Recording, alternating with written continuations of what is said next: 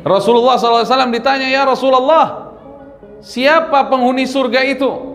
Kata Nabi SAW, penghuni surga adalah taqwallah wa husnul khuluq. Orang yang bertakwa kepada Allah Subhanahu wa taala dan orang yang bagus perangai akhlaknya. Dua syarat mau masuk surga. Pertama, takwa kepada Allah, kedua, berakhlak baik. Itu syarat mau masuk surga. Maka dalam hadis riwayat Imam At-Tirmidzi, derajat hadis hasan, yaqulu Nabi sallallahu alaihi wasallam, ittaqillah haitsuma kunta. Bertakwalah kamu kepada Allah dimanapun kamu berada. Maksudnya takutlah kamu kepada Allah Subhanahu wa taala dimanapun kamu berada. Karena Allah yarakum, Allah melihat kalian. Sebagian daripada kita, naudzubillahi min dzalik, semoga Allah ampunin dosa-dosa kita. Kadang-kadang kita bisa takwa depan orang lain, tapi ketika kesendirian kita tidak bertakwa kepada Allah. Padahal Allah Subhanahu wa taala sedang apa? Melihat kita, menyaksikan apa yang kita lakukan. Semoga Allah ampunin dosa-dosa kita. Alhamdulillah, Allah sattarul uyub. Allah maha menutup aib-aib kita. Coba kalau dibuka aib kita, udah nggak bisa ketemu kita sesama manusia ini. Alhamdulillah, semoga Allah menutup aib-aib kita. Amin ya rabbal alamin.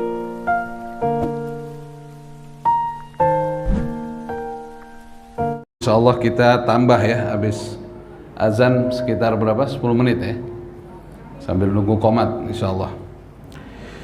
Alhamdulillah, kita akan memulai kajian tentang al-akhlaq. Tentang apa? Al-akhlaq, tentang budi pekerti. Dan diutusnya Nabi kita Muhammad sallallahu alaihi wasallam untuk menyempurnakan apa? Akhlak. Hadisnya hafal semua nih. Innama bu'ithu liutammima makarimal akhlak. Hanya saja aku diutus untuk menyempurnakan akhlak. Sallu ala Nabi Muhammad. Allahumma salli wa sallim wa barik alaihi wa ala alihi. Dan Rasulullah sallallahu alaihi wasallam memiliki akhlak yang istimewa. Wa innaka la'ala khuluqin azim. Allah Subhanahu wa taala menyatakan, sesungguhnya engkau wahai Nabi Muhammad memiliki akhlak termulia.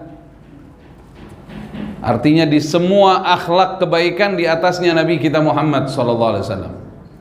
Kenapa Rasulullah memiliki akhlak termulia? Karena yang mengajarkan langsung akhlak kepada Rasulullah adalah Allah Subhanahu wa taala.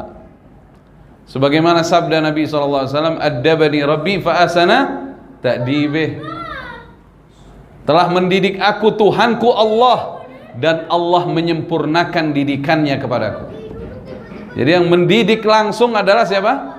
Allah Subhanahu wa taala kepada Nabi kita Muhammad sallallahu alaihi wasallam. Dengannya Rasulullah sallallahu alaihi wasallam menjadi uswatun hasanah. Ini siapa nih? Ini kakaknya, jangan iseng. Siapa namanya? Ini yang perempuan ini, agak kesini. Ya, jangan diisengin adiknya. Nah, ini lagi pembahasan akhlak loh. Mahmudah. Ini lagi pembahasan apa? Akhlak.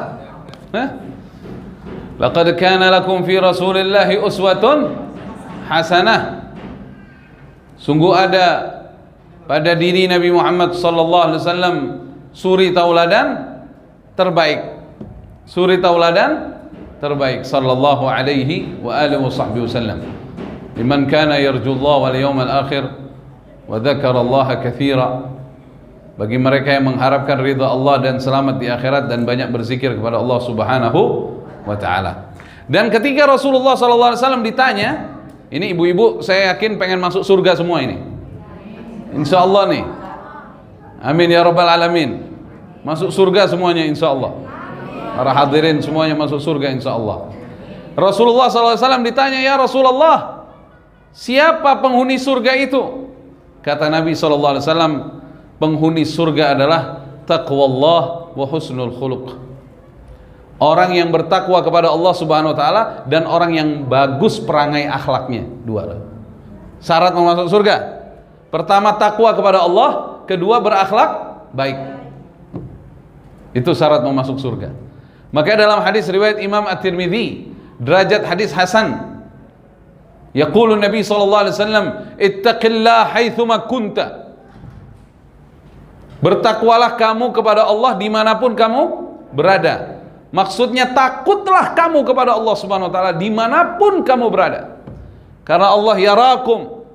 Allah melihat kalian. Sebagian daripada kita, na'udzubillahi min dzalik, semoga Allah ampunin dosa-dosa kita. Kadang-kadang kita bisa takwa depan orang lain, tapi ketika kesendirian kita tidak bertakwa kepada Allah. Padahal Allah Subhanahu wa taala sedang apa? Melihat kita, menyaksikan apa yang kita lakukan. Semoga Allah ampunin dosa-dosa kita. Alhamdulillah, Allah Sattarul Uyub. Allah Maha menutup aib-aib kita. Coba kalau dibuka aib kita, udah nggak bisa ketemu kita sesama manusia nih. Alhamdulillah, semoga Allah menutup aib-aib kita, amin ya rabbal alamin. Makanya kita mesti rajin taubat, dan kedua, jangan suka buka aib orang lain, supaya aib kita ditutup terus sama Allah Subhanahu wa ta'ala. Dan jangan pernah mengucapkan permohonan taubat membuka aib kepada manusia. Itu tolong diperhatikan ibu-ibu. Kadang-kadang ada di beberapa majelis, ibu-ibunya ada yang menyampaikan di semuanya di depan, saya dulu melakukan ini. Itu tidak boleh begitu. Pengakuan dosa di hadapan orang banyak itu jangan dilakukan. Karena Allah Subhanahu wa taala Maha menutup aib, kenapa kita jadi yang buka? Cukup kita bertanya kepada ustazah, gimana cara supaya saya diampuni oleh Allah? Kan begitu ya? Karena orang itu nggak siap mendengar dosa kita loh, Bu. Ibu pikir orang siap mendengar dosa kita? Nggak siap. Ini kalau ibu-ibu kasih tahu dosanya ibu, itu yang di sebelah ibu langsung pindah, nggak mau duduk di sebelah ibu. Makanya orang itu nggak siap. Tapi Allah Subhanahu wa taala ini Maha kasih sayang, menerima taubat daripada hamba-hambanya. Bahkan dulu waktu kejadian di zaman Nabi kita Muhammad sallallahu alaihi wasallam, ada seorang ibu kehilangan anaknya. Coba saya nggak usah terangin lagi deh, karena di sini ibu-ibu semua ini, mayoritas ini, dan mayoritas sudah punya anak ini. Kehilangan anaknya yang masih kecil kehilangan. Ya Allah, nggak bisa tidur, nggak bisa makan ini ibu. Pada suatu ketika subhanallah, si anak ketemu lagi sama ibunya. Tuh pertemuannya kayak gimana tuh, Bu? Terharu luar biasa. Gimana keadaan si ibu menyambut anaknya yang hilang? Sekarang ketemu lagi. An-Nabi SAW mengatakan kepada para sahabatnya yang menyaksikan kejadian itu, Allah Subhanahu wa ta'ala lebih daripada sambutan ibu itu kepada anaknya ketika menyambut hambanya yang bertaubat kepadanya. Allahu Akbar. Bahkan di beberapa riwayat diterangkan, tiap hari, Bu, laut minta izin sama Allah, pengen menumpahkan airnya ke bumi, ke daratan. Laut, Bu, minta izin. Pengen ke mana? Ke darat, mau ngancurin orang-orang di darat ini, karena banyak yang maksiat, banyak yang ninggalin sholat. Gunung minta izin, mau meletus. Banyak yang minta izin sama Allah, ingin menghancurkan manusia di muka bumi ini. Tapi apa kata Allah Subhanahu wa ta'ala? Allah tidak izinkan mereka melakukan itu, karena Allah katakan, bukan kalian yang menciptakan mereka, tapi akulah yang menciptakan mereka. Allah lindungin kita, Allah kasih kita kesempatan buat kita taubat kepada Allah. Semoga Allah ampunin dosa-dosa kita. Makanya Nabi SAW menyatakan, ittaqillah haitsuma kunta. Dimanapun kamu berada, takwa aja sama Allah. Jadi takwa itu bukan hanya ketika kita di masjid saja, bukan hanya ketika kita di Mekah dan Madinah saja, bukan hanya ketika kita di atas tikar sejadah saja, tapi dimanapun kita diperintahkan untuk bertakwa kepada Allah Subhanahu wa ta'ala. Ada satu riwayat hadis ini sangat menakutkan. Saya aja waktu dengar, saya tidak hafal teks hadisnya, tapi saya pernah dengar ceramah seorang syekh dari Timur Tengah lah, berbahasa Arab begitu. Yang makna hadisnya begini, nanti di yaumul kiamah, Bu, ada orang-orang yang amalnya udah setumpuk. Amalnya udah setumpuk. Ibaratnya amalnya udah segunung. Tiba-tiba begitu di yaumul kiamah, hancur itu amalnya, rontok habis semua. Ya Rabb, kenapa amal hambamu ini kok hancur semua? Kata Allah Subhanahu wa ta'ala, dia memang beramal saleh waktu di dunia, tapi ketika dia sendirian tidak di depan orang, dia bermaksiat kepadaku dan dia tidak takut padaku. Jadi kita kalau dimanapun kita ingin melakukan kemaksiatan, ingat-ingatlah bahwa Allah sedang menatap kita, Allah sedang bersama kita. Ittaqillah haitsuma kunta, kata Nabi, bertakwalah kamu dimanapun kamu berada. Wa atbi'is sayyi'atal hasanah tamhuha. Kalau kamu melakukan amal-amal buruk di masa lalu, hapus. Dengan cara gimana ya Rasulullah? Dengan beramal-amal yang baik. Amal-amal baik itu menghapus amal apa? Buruk kita di masa lalu. Mungkin ada di antara kita yang membuka aurat di masa lalu. Mungkin ada di antara kita yang lalai sholat di masa lalu. Mungkin ada di antara kita yang di masa lalu selalu menggunakan harta kita untuk mengajak orang kepada kemaksiatan. Sekarang kita caranya menghapusnya gimana? Sekarang kita perbaiki diri kita dengan banyak amal soleh. Sholatnya dibajakin, tahajud sholat, duhanya sholat, witir sholat, sholat rawatibnya jamaah tepat waktu insya Allah. Terus kita banyak-banyak mengaji Al-Quran, banyak-banyak berzikir kepada Allah Subhanahu wa ta'ala. Kalau dulu pernah mengeluarkan uang untuk maksiat, sekarang banyak-banyak buat sedekah, buat amal, buat kemaslahatan kaum muslimin, terutama untuk kayak pengajian seperti ini. Ya salam. Makanya ini saya lihat ini, Masya Allah, yang datang ini ahli sedekah semua ini kelihatannya. Nggak ada di tromol kita 5 ribuan aja kagak ada. Udah 100 ribuan ke atas semua insya Allah. Kenapa? Nggak bakal miskin orang sedekah. Mana ada ceritanya? Nggak pernah kita dengar di kampung kita deh, jangan jauh-jauh. Fulan bin Fulan gitu miskin. Kenapa? Sedekah mulu. Nggak ada. Yang ada makin jaya aja, makin jaya lagi. Kenapa? Karena hadis Nabi SAW menyatakan, ma naqasat sadaqatun min mal. Sedekah tidak akan mengurangi harta. Ini jaminan dari Nabi kita Muhammad SAW.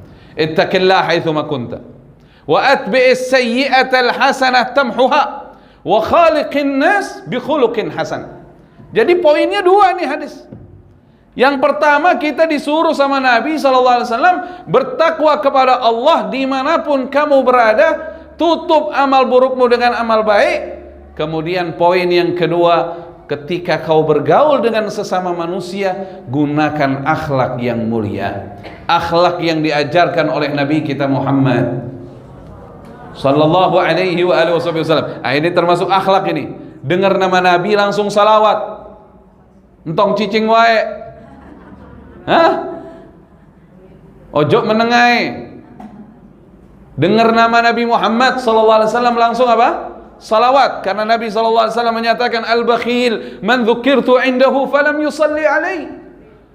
Orang yang pelit itu yang disebut namaku di hadapannya, dia tidak bersalawat kepadaku. Pelit sama siapa? Bukan pelit sama Rasulullah, dia pelit sama dirinya sendiri. Kalau Rasulullah sudah dapat salawat dari Allah, butuh apa salawat kita? Innallaha wa malaikatahu yusalluna 'alan nabi. Ya ayyuhalladzina amanu sallu 'alaihi wa sallimu taslima. Allahumma salli wa sallim ala sayyidina Muhammad wa ala ali sayyidina Muhammad. Sesungguhnya Allah mengawali dan para malaikat-malaikatnya menyertai, selalu bersalawat kepada Nabi Muhammad sallallahu alaihi wasallam.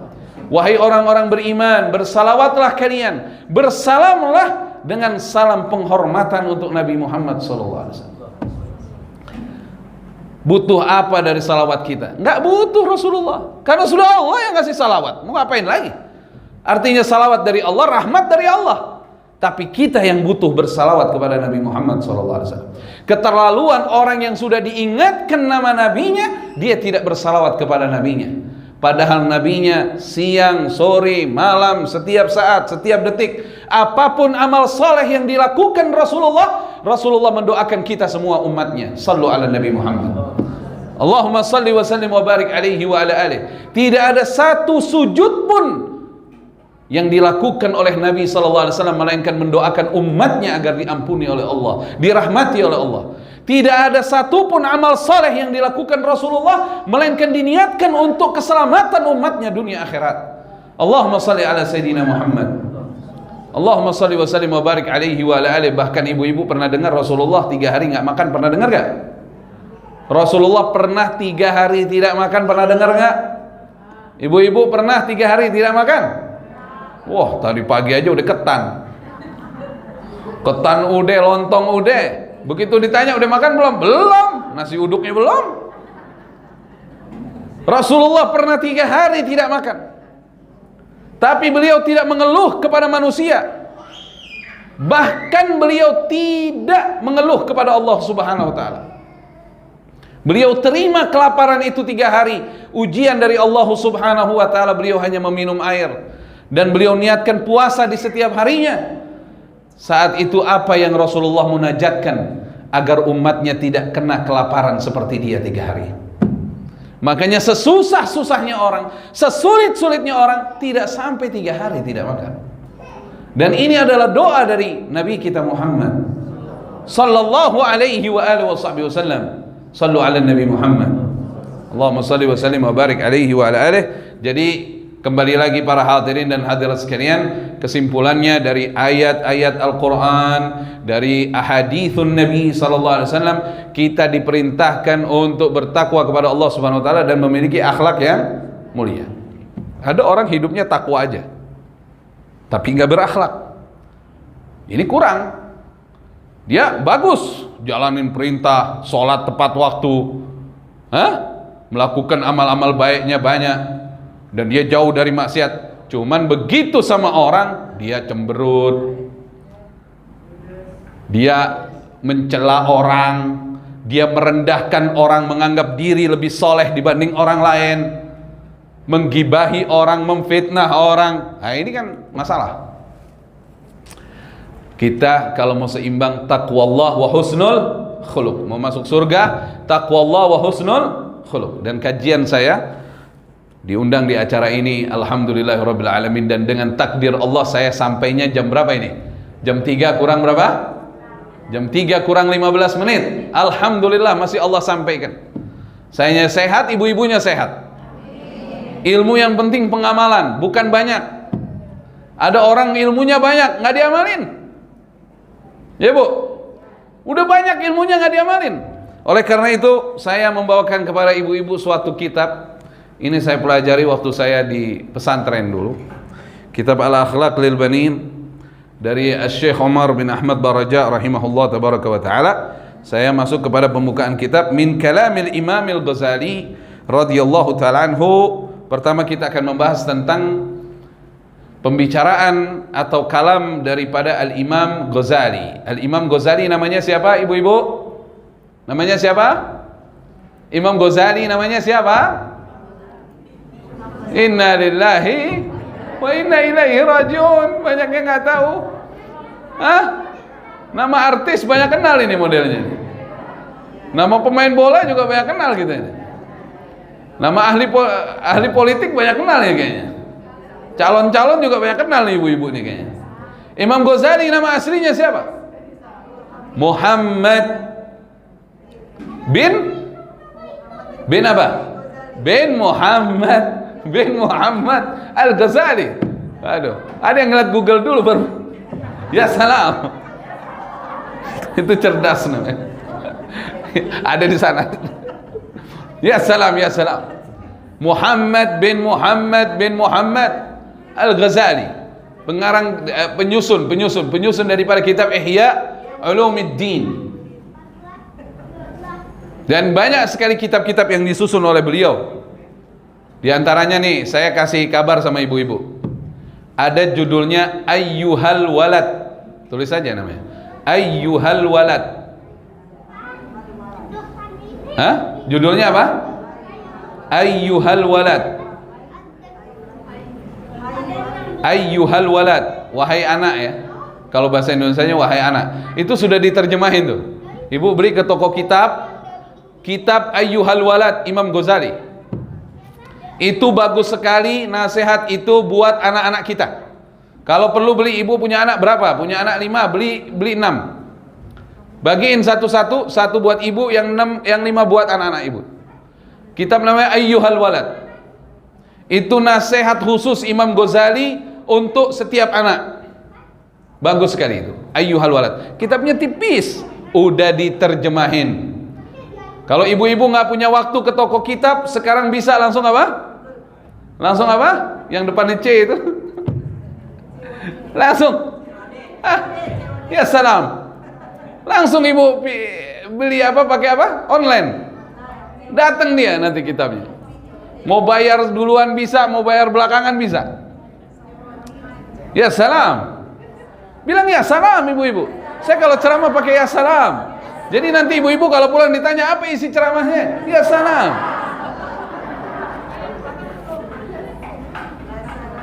Azan ya? Belum.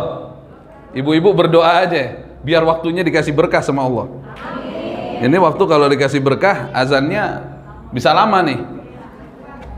Hah? Waktunya tepat, tapi waktunya bisa apa? Bisa lama.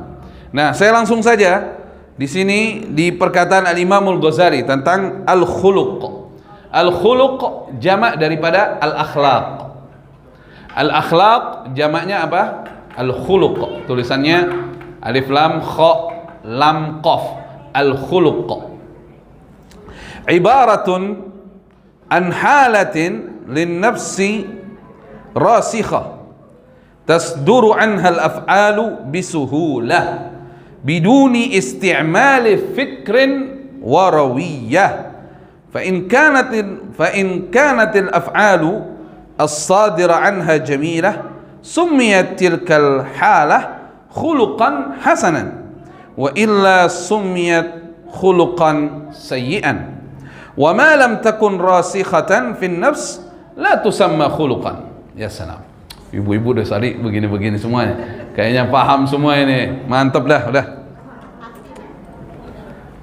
Jadi maknanya begini, akhlak-akhlak itu adalah suatu ibarah tentang keadaan jiwa yang sudah kokoh.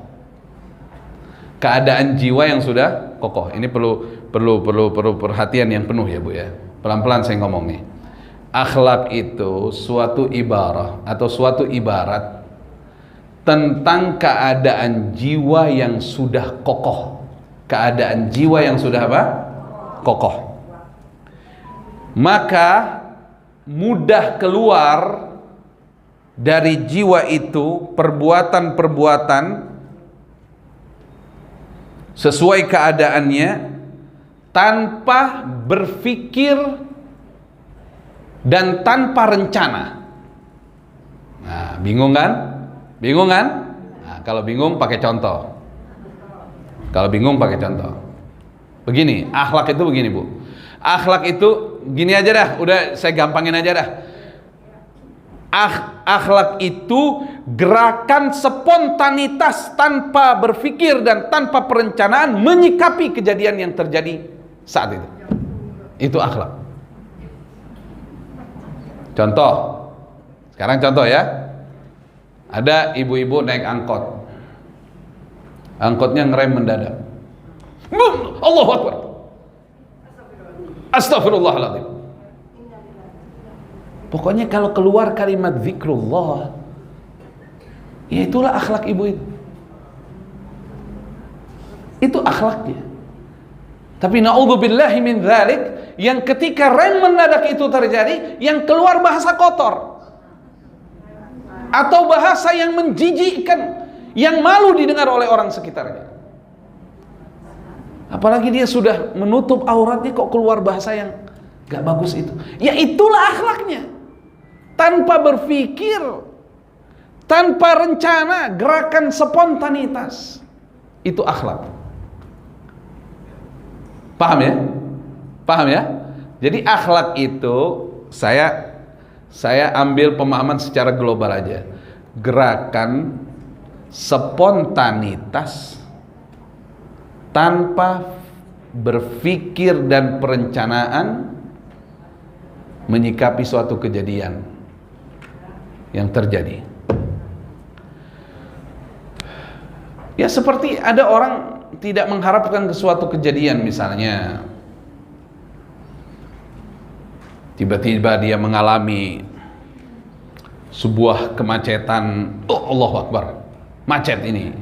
Itu kan nanti akhlaknya itu kemana tuh nanti?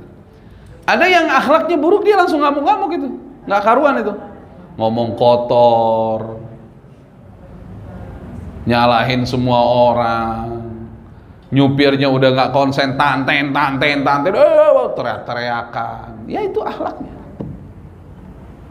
Ada orang yang memang perangainya tenang, dia kembalikan ke zikrullah. Saya nggak sangka ini macet seperti separah tadi ini, tapi alhamdulillahirabbil alamin saya larikan kepada berzikir kepada Allah Subhanahu wa taala. Tadi pagi saya baru nasehatin orang menghadapi macet. Jadi tadi pagi itu saya teleponan sama salah satu sahabat saya, saudara saya. Dia lagi mau ke Bandung. Dia salah jalan, jadi nggak bisa naik MBZ seperti yang dari rutenya. Jadi mesti muter lagi kemana nggak tahu. Tadi cerita ini. Saya nasihatin dia. Saya bilang nggak masalah itu. Sabar aja, yang penting kita doa sama Allah. Ya Allah, ku terima macet ini. Yang penting Engkau tidak macetkan perjalananku menuju keridhaan-Mu ya Allah. Gitu. Saya ngasih nasihat itu tadi pagi. Dan Allah berikan macet tadi sama. Alhamdulillah. Karena, nah itulah, saya masih terngiang dengan ucapan guru saya. Waktu kita mau pulang dari Yaman, kita bilang, ya Syekh, ana nggak berani, bukan ana ya, sahib ana itu yang bicara, nggak berani dakwah. Kenapa nggak berani dakwah? Takut omongan ana belum bisa ana amalkan. Kan banyak orang begitu. Kenapa kamu tidak mau nasihat? Ana aja belum benar. Justru kata guru ana apa? Justru ente belum benar, ente mesti banyak nasihatin orang. Kenapa? Idza turidul istiqamah 'alaika an tad'un nas lil istiqamah. Kamu jadi orang benar, ajak orang berbuat benar. Kau mau jadi orang istiqomah, ajak orang istiqomah. Ibu-ibu misalnya di sini, ada orang gibahin orang, ibu bilang, nggak boleh gibahin orang loh, nggak boleh loh. Itu sama aja makan daging bangkai saudara loh. Misalnya ibu memberanikan diri bicara itu, kira-kira ibu bisa lagi gibahin orang? Udah banyak yang siap mau hantu ibu kalau ibu gibahin orang. Udah banyak yang siap lagi nungguin nih. Ibu gibahin orang dikit, 5 orang langsung ngomong, bu jangan gibah.